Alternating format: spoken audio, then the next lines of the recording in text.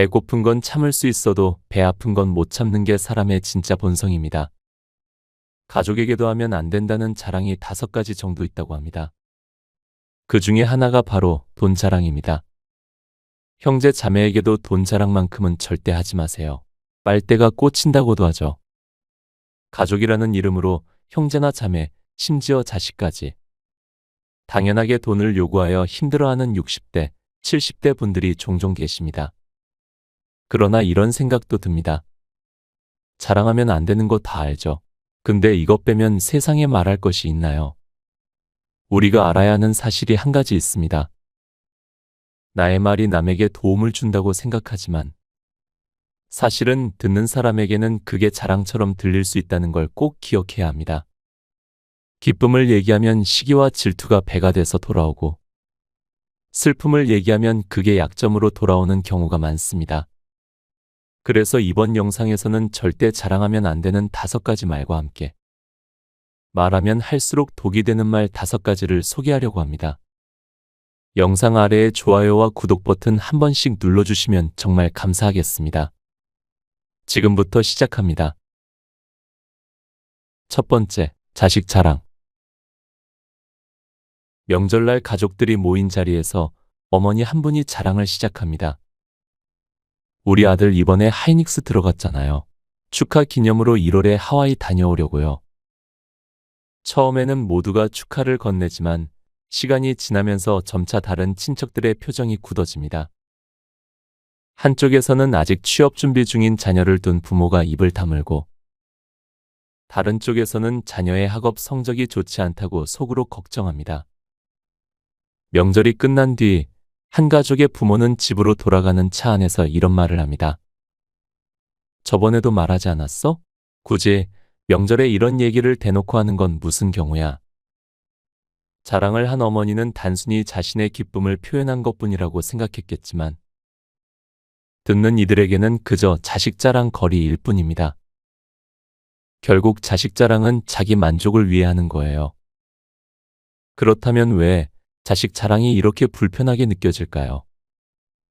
사람들은 무의식적으로 자랑을 들으면 자신과 비교하게 됩니다.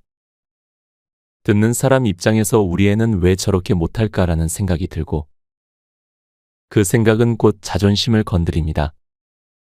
내 자식 자랑, 내 자식 사랑을 남에게까지 부탁하지 않아야 합니다. 두 번째, 밥 샀다고 생색내기.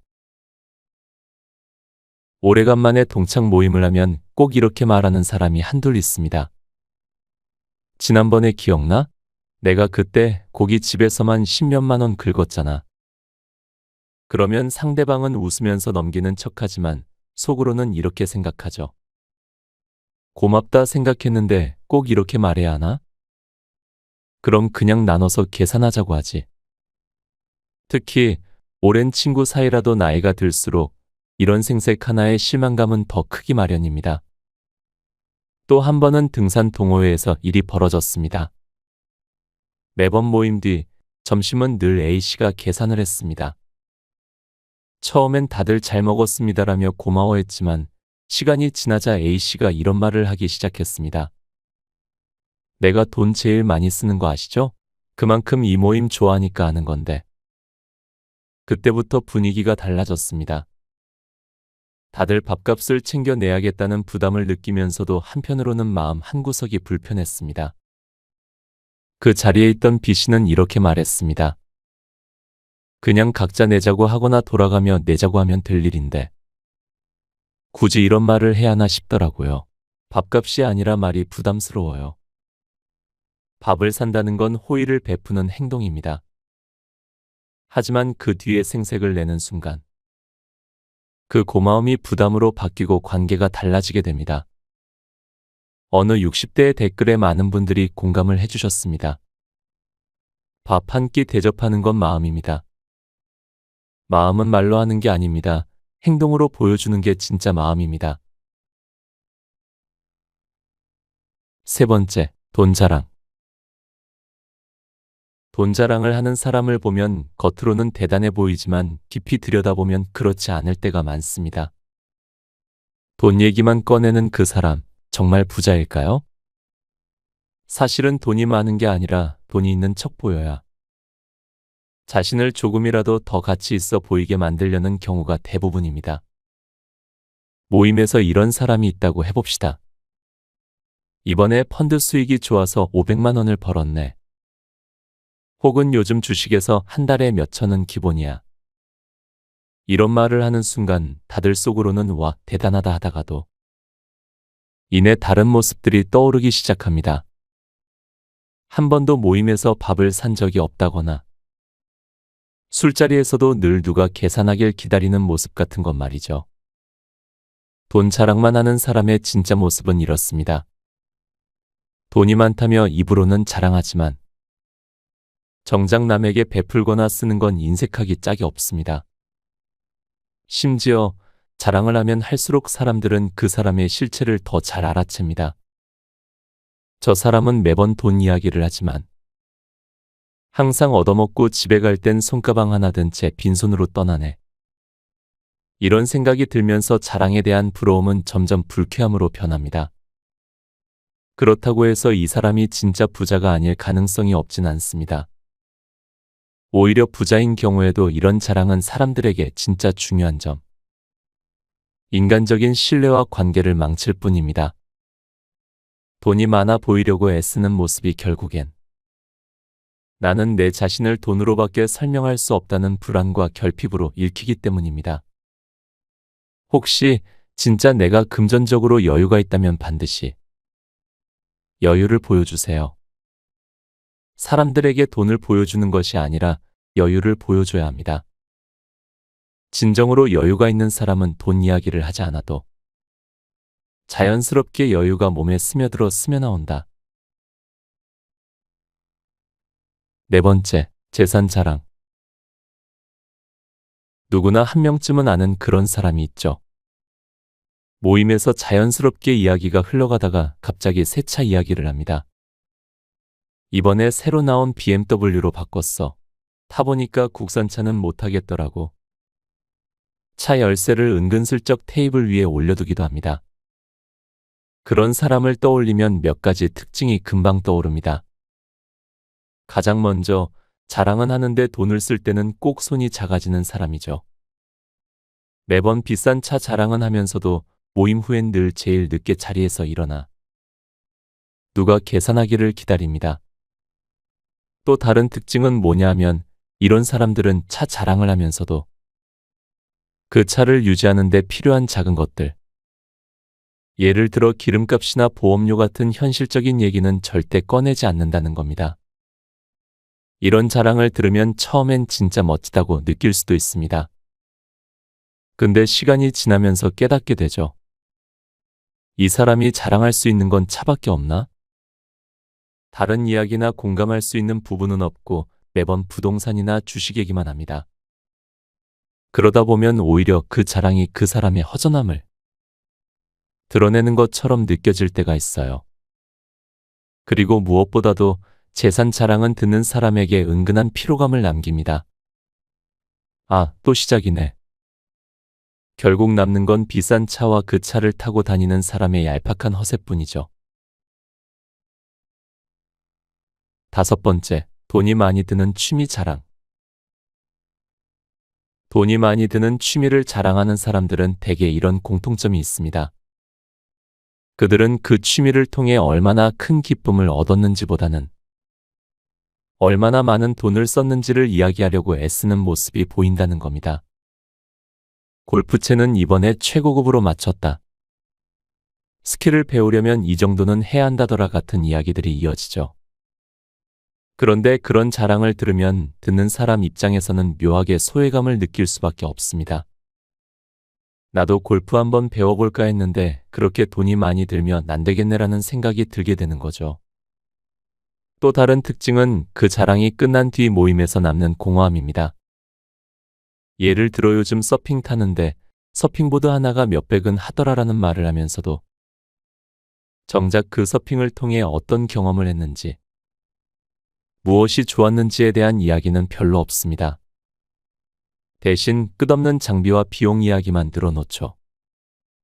듣는 사람 입장에서는 결국 돈 자랑과 다를 게 없다고 느끼는 겁니다.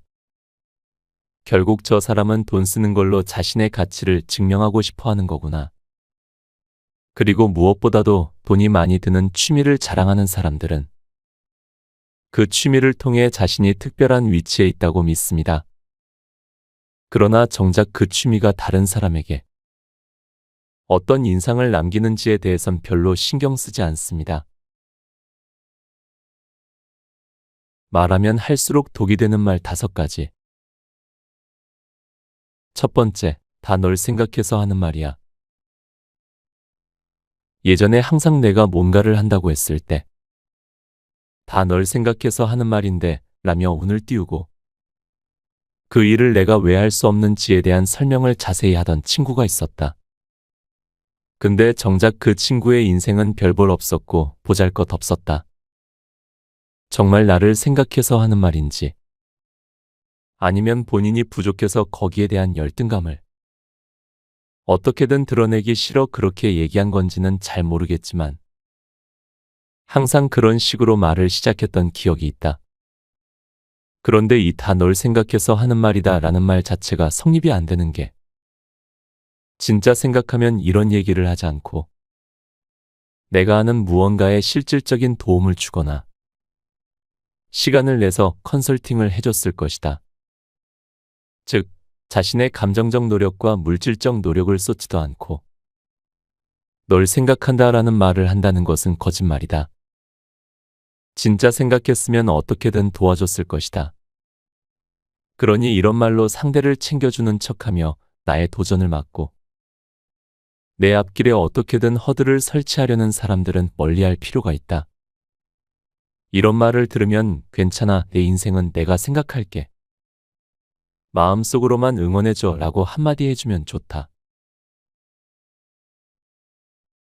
두 번째야, 그거 내가 해봤는데 안 돼.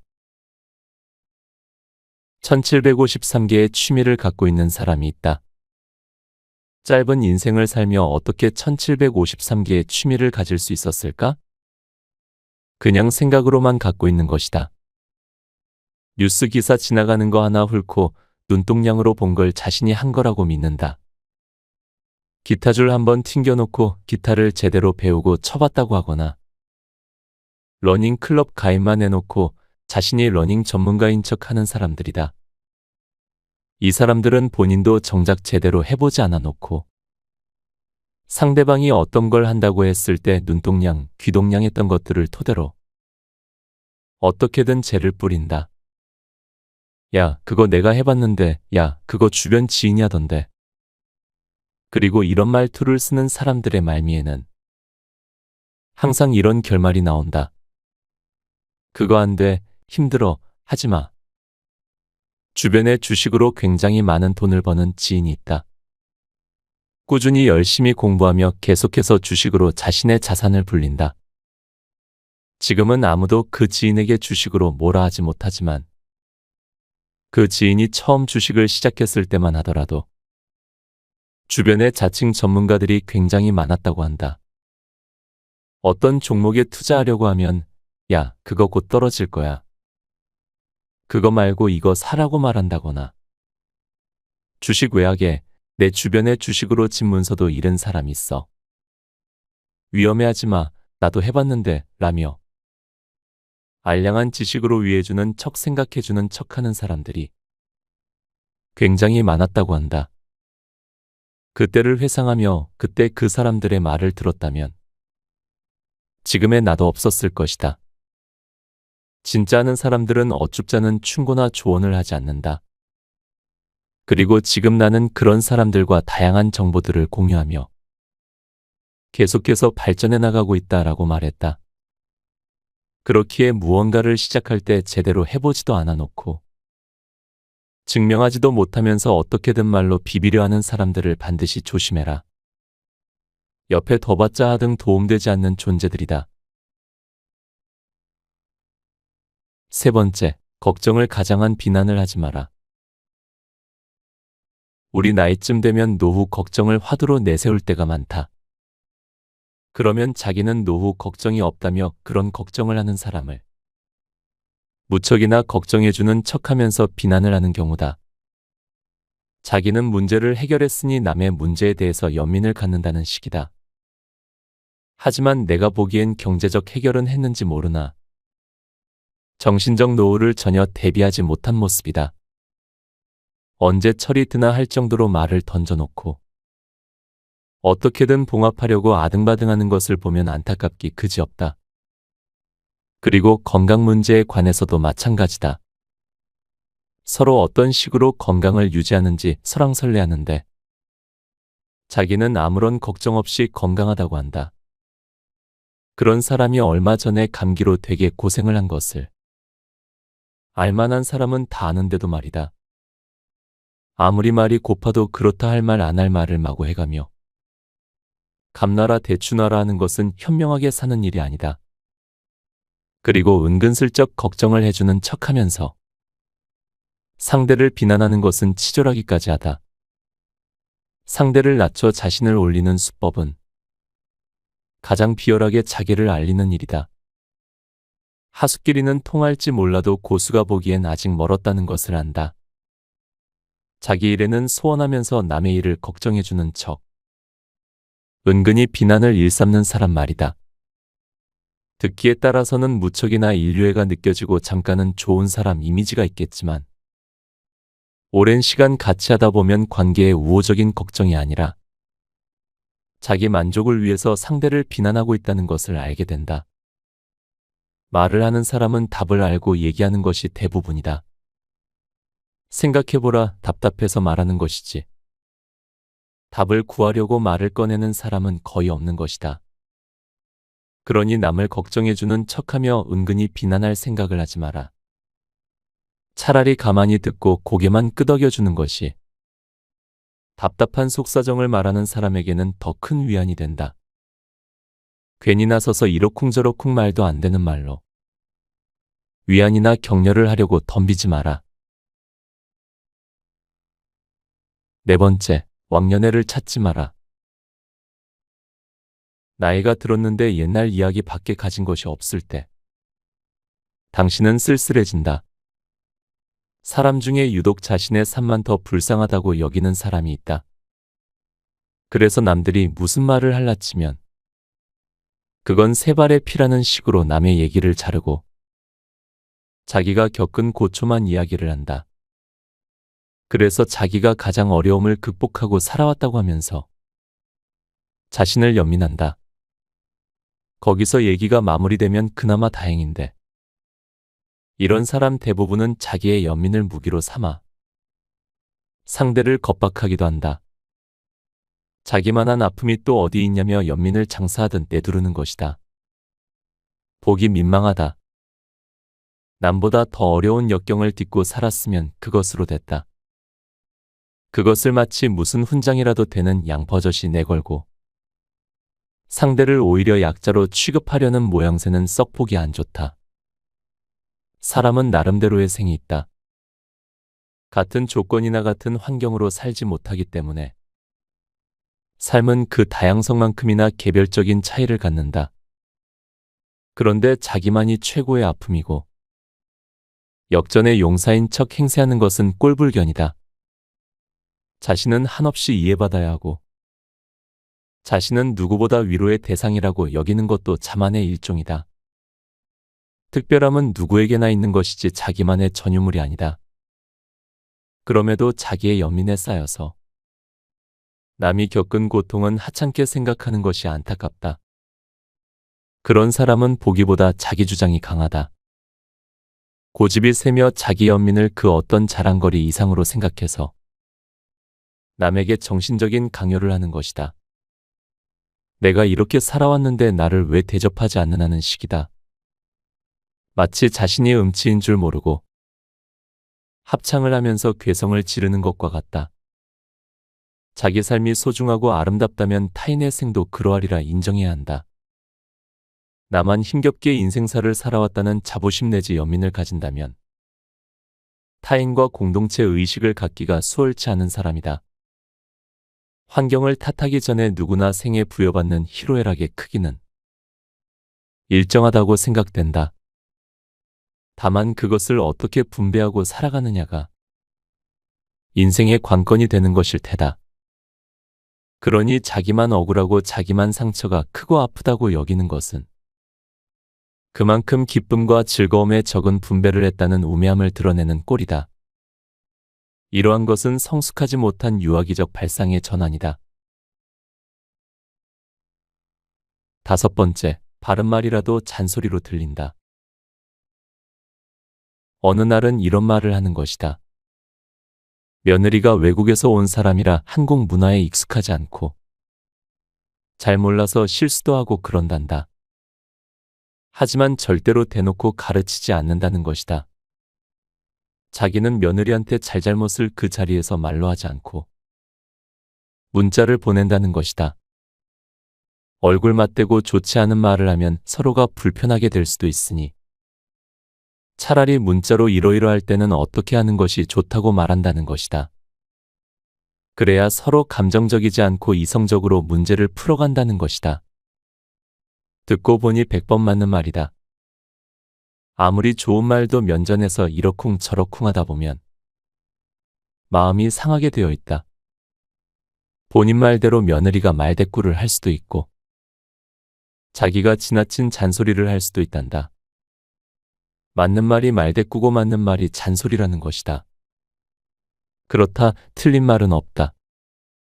그래서 옳고 그름으로 서로 자지 주장을 내세우다 보면 가족이라 해도 마음이 편치 않고 볼 때마다 그 앙금이 남아있어 거리감이 생기는 것이다.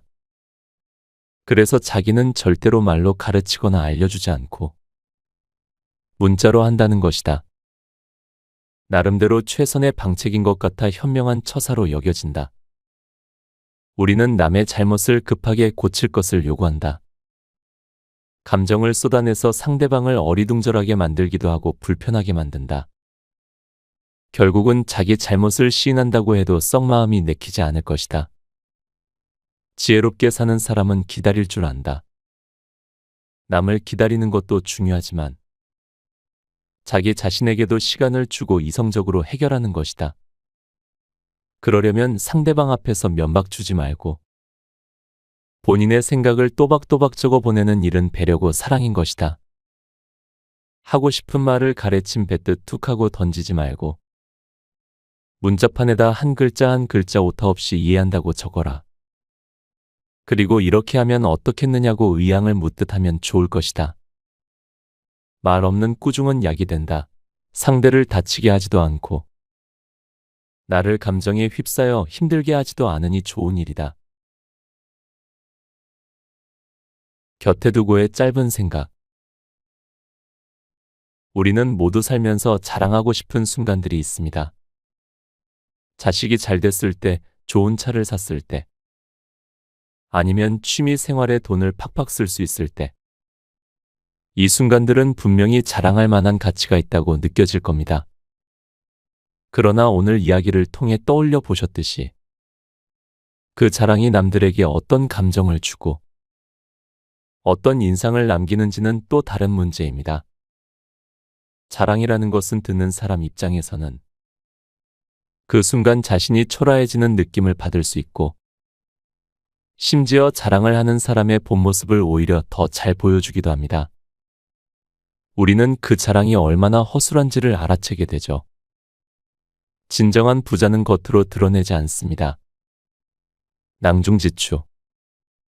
주머니 속의 송곳이라는 뜻으로. 재능이 뛰어난 사람은 숨어 있어도 저절로 사람들에게 알려짐을 이루는 말입니다. 진정한 부자는 자신의 것을 자랑하지 않습니다. 진정한 부자는 말하지 않아도 남들은 느낄 수 있습니다. 꼭 돈이나 능력이 아니더라도 여러분의 마음에 꽉 찬 부가 생겼으면 좋겠습니다. 오늘도 함께 해주셔서 감사합니다. 책무리한 사람에게 휘둘리지 않는 법과 넌 늙어봤냐 난 젊어봤다를 읽고